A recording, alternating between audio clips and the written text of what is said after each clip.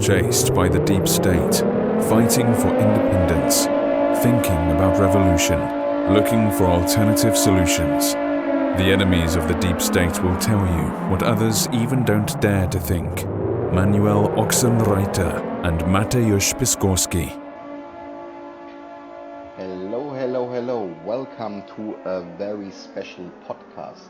This is today an emergency podcast. As we can hear, the sound quality will be not the best one since my partner Mateusz Piskorkski and myself are in quarantine bunker since we have to protect ourselves and humanity from the coronavirus. My name is Manuel Ochsenreiter. I am editor-in-chief of the German news magazine Zuerst. And on the other part, in the other bunker, is sitting Mateusz Piskorski. Mateusz, please say some words about yourself. Hello, I'm sitting as well in the bunker, and I'm Mateusz Piskorski, a journalist, writer and political scientist from Poland, an author and co-editor of Polish Thought weekly journal. Mateusz, how is the situation right now in your bunker? How close are the corona fighters?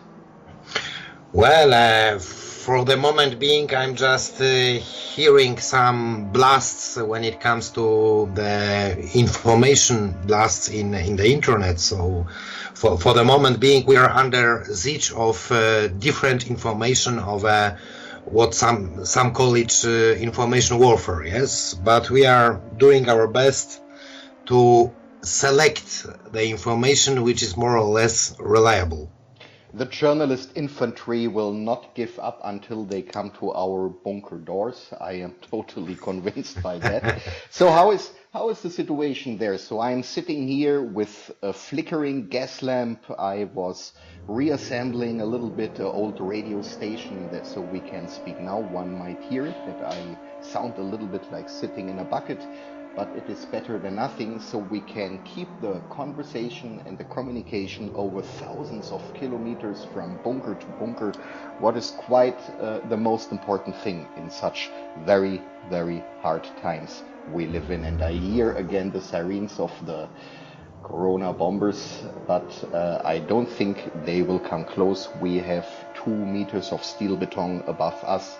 Nothing can happen. I heard, or I was reading, since we were speaking about the journalist and the media warfare when it comes to corona, that Poland was closing its borders to Germany, and Germany as well was closing today its borders. Is that true?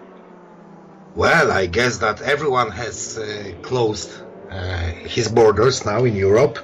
However, as you might understand, it's quite theoretical, yes? Which means that I have a lot of friends traveling across Europe and calling me to tell me that there are no problems at the borders. So actually, we have theoretical restrictions in theoretical states.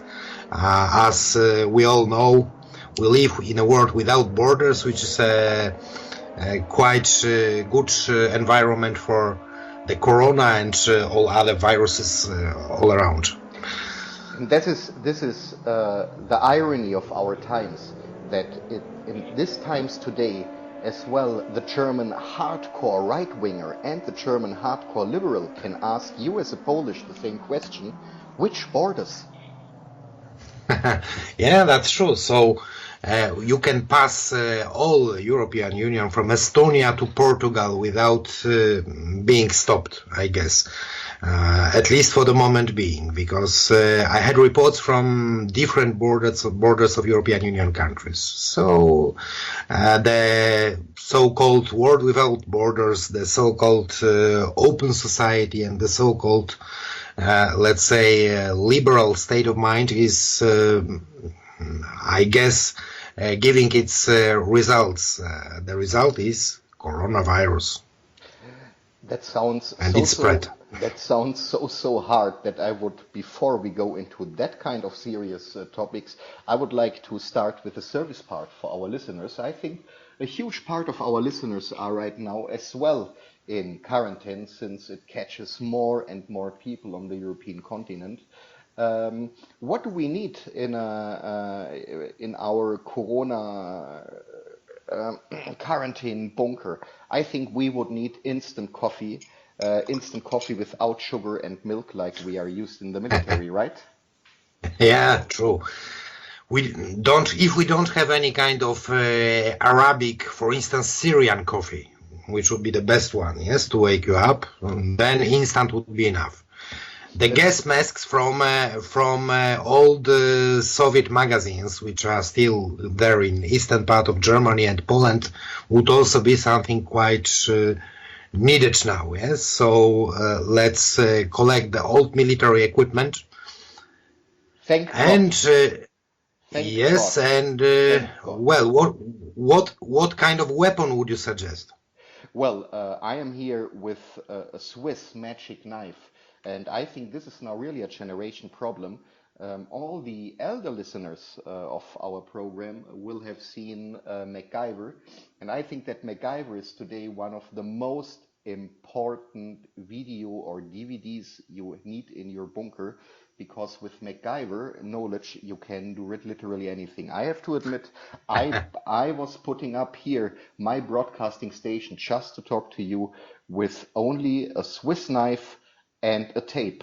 So it is working out, and I think everyone will need now MacGyver, a tape, and a magic Swiss knife. This is very, very important.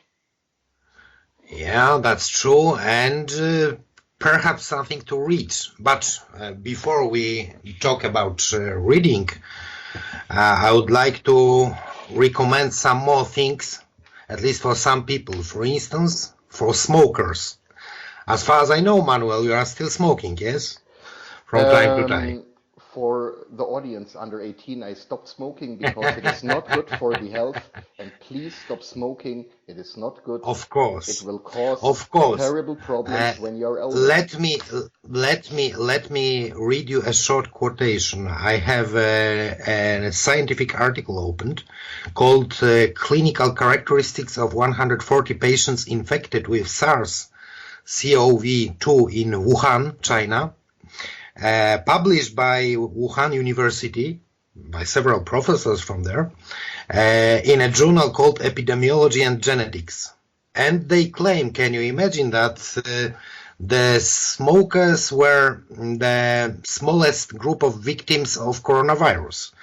That's why I'm talking about different measures and different statistics which tell us quite amazing things. But what will you and I do in a world where then only Bill Clinton will be alive?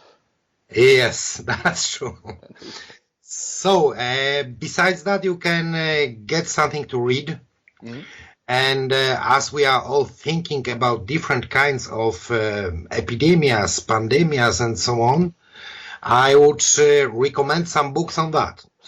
First, before you start, very important.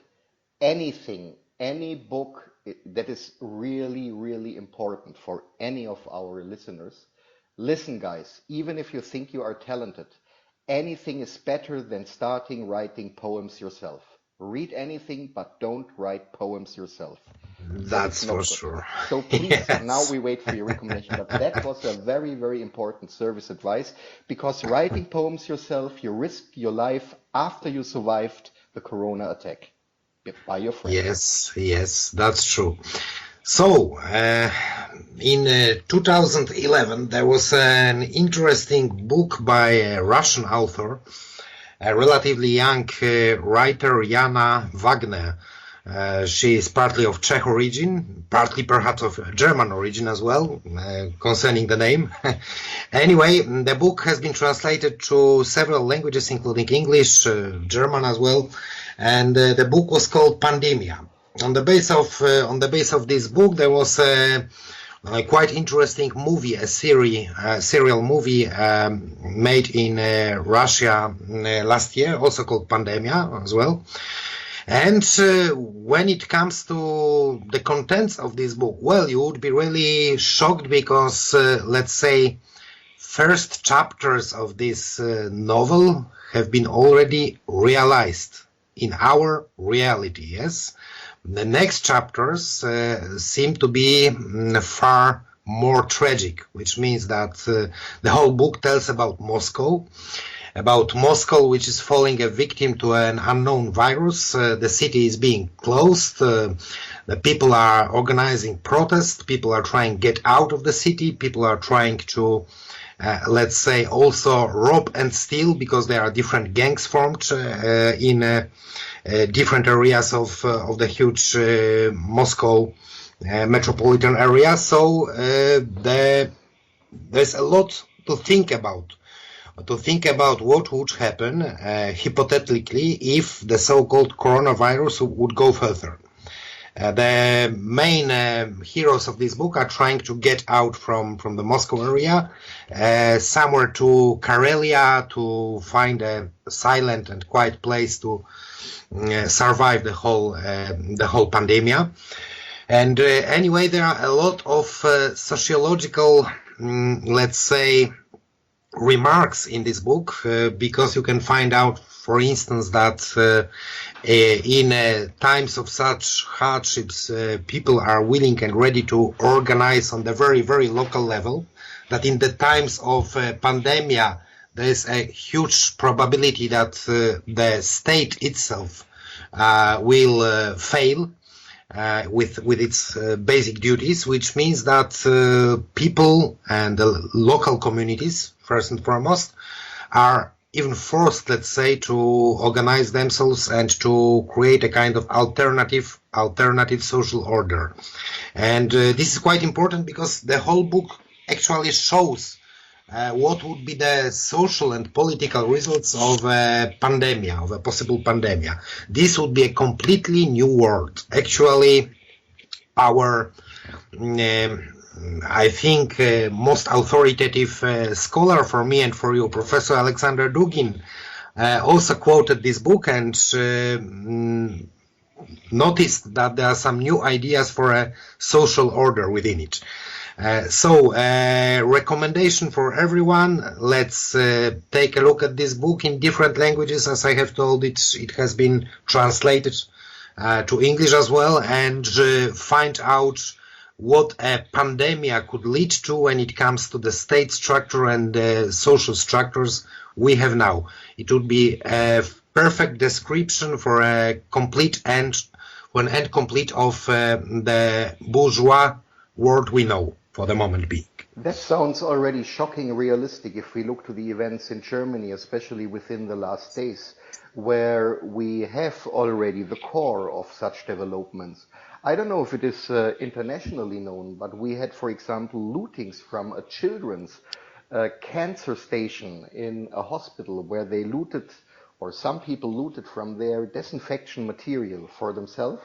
What is I mean, the most low thing anyone can do. So this is what we have on the other side, and but on the other side we have some like neighborhood organizations. So they organize for themselves. They go shopping for old people. They isolate old people so that they don't have to go into situations where they meet many people, where most probably is 1 or 2 or 3 or even more infected among them.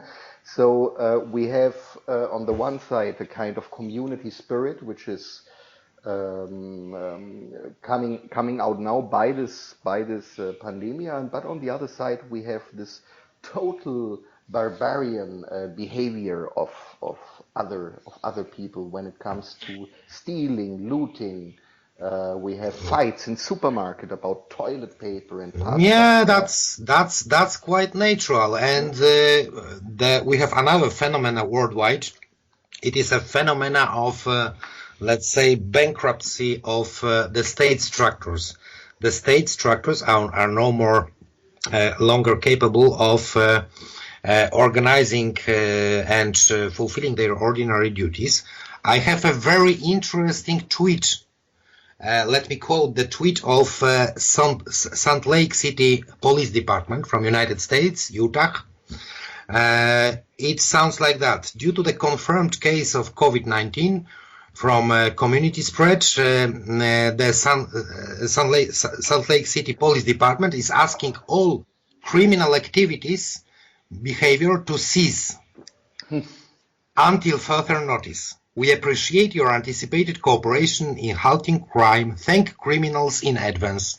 This is the Twitter announcement, and on the official Twitter account of Salt Lake City Police Department. Yes, so it might sound funny, of course, but it's a good example that all the state structures now are so unprepared for such a situation, especially particularly in the individualist liberal societies, that it will be really hard to cope with the whole situation for all those existing state structures of the West. Very important questions. Did the local gang leaders already answer on Twitter that they will apply to the wish of the police, or until now they are waiting?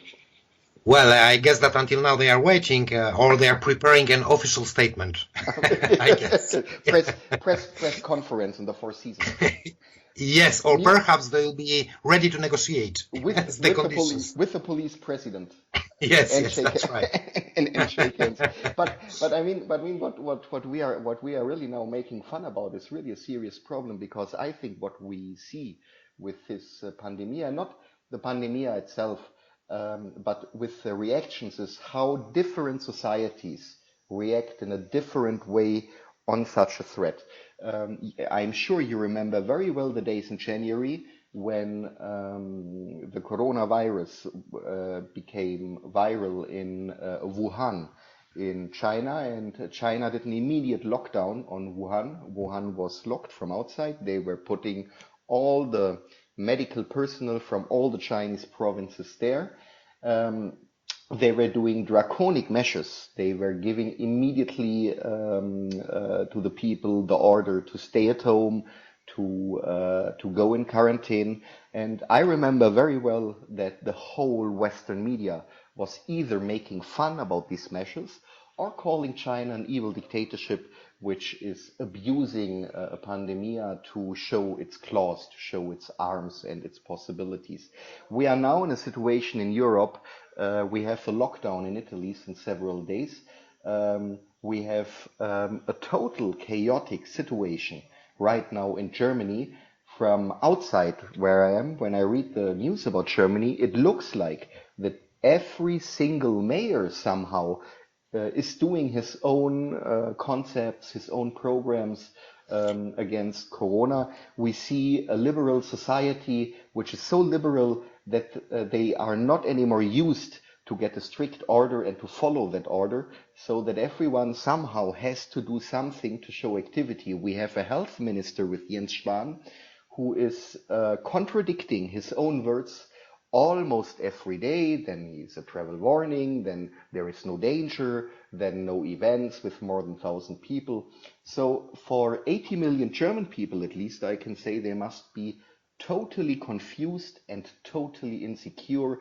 And I don't want to do a poll now in Germany, but I think if they are asked if they would wish a leadership like in China dealing with the problem, or a leadership like we have now in Berlin, I think more and more people have now the tendency to have a rule on that like in China. In addition, what is also interesting is that we are closing the borders now. We are closing the borders to all the neighbor countries. Italy was closing the borders.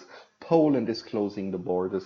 Almost all European countries which are hit by the coronavirus understand very well that closing the borders is a very essential measure to stop the virus crossing over and over. You know, this is not the matter of bankruptcy of a certain political system or a given country.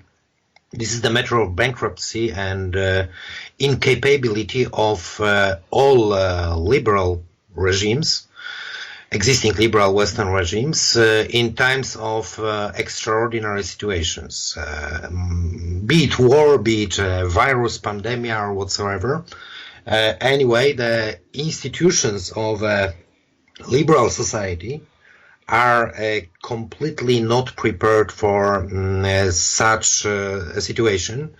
And I guess that, well, if you analyze, you told about China, for instance, yes, but there is also a good example, I guess, of South Korea, which is not so democratic, let's say, as the West. But anyway, those two countries managed to at least limit the threat coming from the virus, yes, according to all available statistics. So only those two political regimes, political models, political systems, but also only those, this is another matter, this is also not a matter of official constitutional political system, but this is also the matter of social national identity and consciousness. If you look at those countries who are doing quite well with fighting the virus, you will find out that those countries are based more on a kind of collectivist civilization, which means Asia, well, South Korea and China as well, yes? On the other hand, if you are looking at the pitiful example of Italy, you will see, let's say, the so-called Western Latin civilization, which is based on individualism, yes, in this particular case. So this is also the difference. So let's say, to get rid of such threats in the future, to fight such threats, and I'm sure that there will be far more dangerous threats in the future, I guess, not only the virus, but also some other dangers coming out. We have not only to build strong state structures and institutions and procedures, but we would also have to change a little bit the mentality of the people, which, at least in the West, has been shaped and influenced by the ideas of Soros-like individualists, yes, which are unable to give us an answer for the threats like pandemics or wars. But I would like here to interfere, because I don't think it is a problem of the majority of the population. I think the majority of the population would wish, especially in such situations, some strong leadership. They would wish a course, a way, a direction where to go. I think, and again, this is what I read, especially in German media, the main problem are the liberal elites. It is, to give you one example, and you won't believe, but it's really a state broadcasting moderator says, in times of Corona, we cannot do anything else than to show tenderness to each other and to be nice. I mean, this is the recipe offered by our elites. The recipe offered by the political elites is nothing, since the recipe is changing literally every day. I think the population itself is completely on the side of order, and even of a very strict regime in cases of emergency. And we had it, or we saw it in the last two world wars. I don't believe that people change so much when it comes to a real existential threat. And I think that is the main problem we are right now facing. And when we look to Germany, to the debate, and now we come already to the next topic, which is connected. So we have now countless of unknown refugees fighting at the Turkish-Greek border. We know that the virus there is also spreading, and it is for the German elites obviously no problem to close the borders to the neighbor countries. But it is a big problem not to take these people right into the heart of Germany. So it is the liberal spirit has always, I mean, it sounds now cynical, but it has always the self-suicidal element in its core. And it's not a mistake. I think it's in the genetical program of liberalism that there is always a self-suicidal element. And we can see this now very directly with Erdogan's blackmailing against Europe, with those migrants fighting to enter the European Union. What do you think?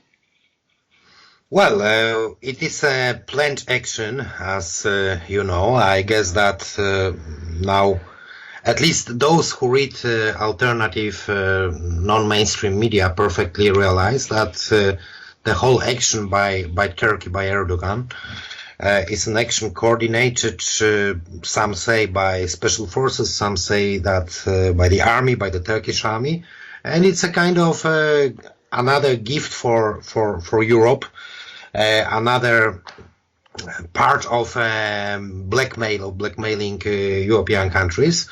And the people who cross or who are trying to cross the border are probably coordinated by some, let's say, officers of different structures of Turkey.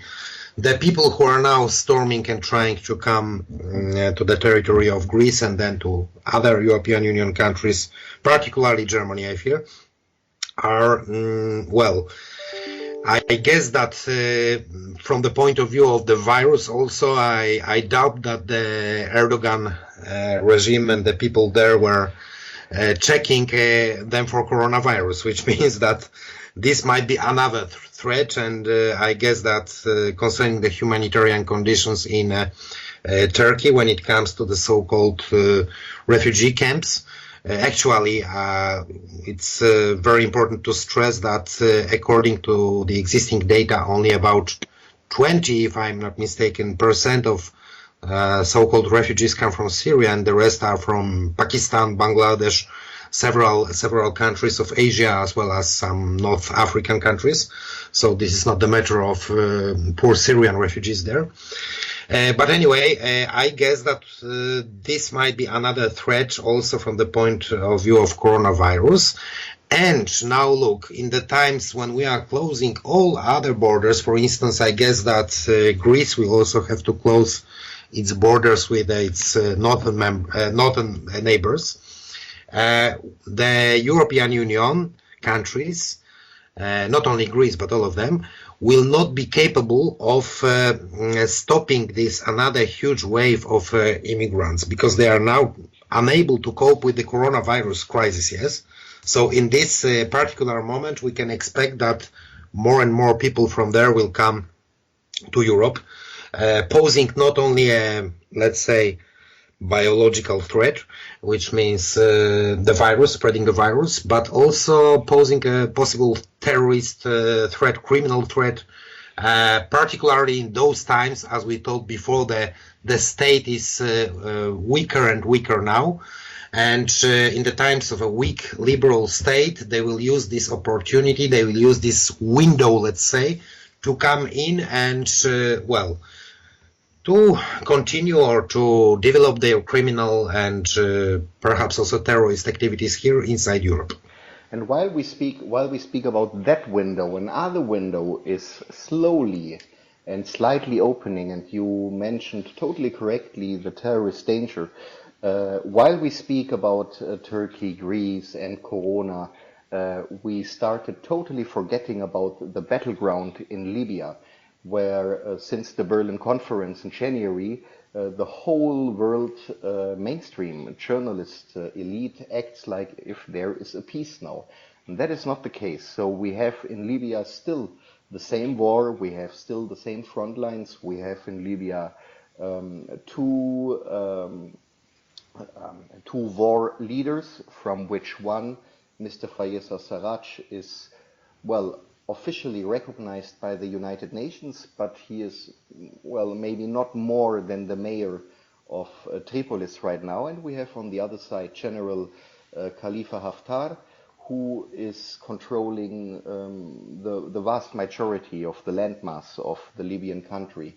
The interesting point is that Sarraj has Erdogan as his really faithful ally.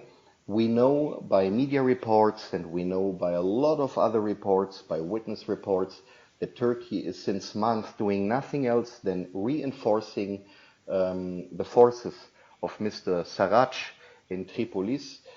These enforcements are, for example, terrorists from the Idlib region in Syria, which are deported via Turkey to Sarraj to fight there then against General Haftar. We know that field commanders of Sarraj have links to Al-Qaeda.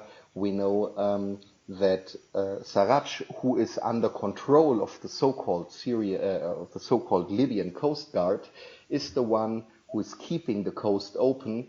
There are a lot of Coast Guard units who are doing dirty business with human traffickers, directly bringing African migrants, Syrian migrants, and who else? Firstly to Italy, and from Italy they spread over whole Europe. So also there Erdogan is very active, and we shouldn't forget that in January the Turkish parliament officially accepted military support and military help for the Sarraj regime. So Erdogan is fighting at two front lines right now against Europe, and it is not excluded that a vast majority of those Syrian terrorists, or those terrorists who come from Idlib directly to Libya, that they might not even take part in a fight, that they directly go on a boat, pay the money for the human trafficker, and end up somewhere in Italy and come to Europe. I think that is a very, very serious danger for us. We are now turning a blind eye to. Manuel, on the one hand, there's a paradox, we might say, because on the one hand you have a, let's say, sovereignist rhetoric of Erdogan and his regime. Some people were even hoping that contemporary Turkey will be able to become more or less independent when it comes to United States, its dependence on United States before. But on the other hand, what we are talking about is a realization, is an implementation of a neo-Ottoman geopolitical project. And in this particular case, the neo-Ottoman vision of Erdogan corresponds with the so-called idea of Greater Middle East promoted by the US. So again, unfortunately, we have to admit, I guess, I think you will agree with me, that Turkey is consciously or unconsciously, I don't know, but it's an instrument of realization of an old American geopolitical plan of the Greater Middle East, a plan which has been designed, created and promoted by people like Brzezinski, a plan which has been created to weaken Europe, Russia and China, so three main potential geopolitical opponents of the United States. Unfortunately, Turkey seems again to be an instrument in the American hands, in the hands of American neoconservative hawks. I totally agree, but I would go a little bit further. I would say, unfortunately, Europe is not aware about its own situation, because if Europe would be aware, they would speak with one voice. And when it comes to, for example, to the situation in Libya, it is, I mean, it is many, even years over time that they would switch sides to General Haftar. General Haftar is controlling the coasts. General Haftar is controlling the resources, what is also important for Europe. General Haftar is successfully fighting jihadis, and every jihadi killed by General Haftar's troops is not anymore able to get into a boat and to land in Italy. So the awareness in Europe is far behind the realities, and I think that is right now our major problem. If we see the American plan, I totally agree. If we see the Turkish plan, but as long Europe is not understanding the threat it is now under, and as long Europe is not understanding that in the moment these jihadis and these people and also the Corona guys are landing in Europe, it is too late. We learned it in 2015. As long there is no understanding, this is, in my opinion, the main problem. I agree. One last remark on Libya, as I have been there last time in 2011, when still Colonel Gaddafi was alive. But anyway, if we now remind the times of Gaddafi, of the so-called regime of Colonel Gaddafi, well, we would really dream of having such Libya in the south part of the Mediterranean as it was under Colonel Gaddafi, yes?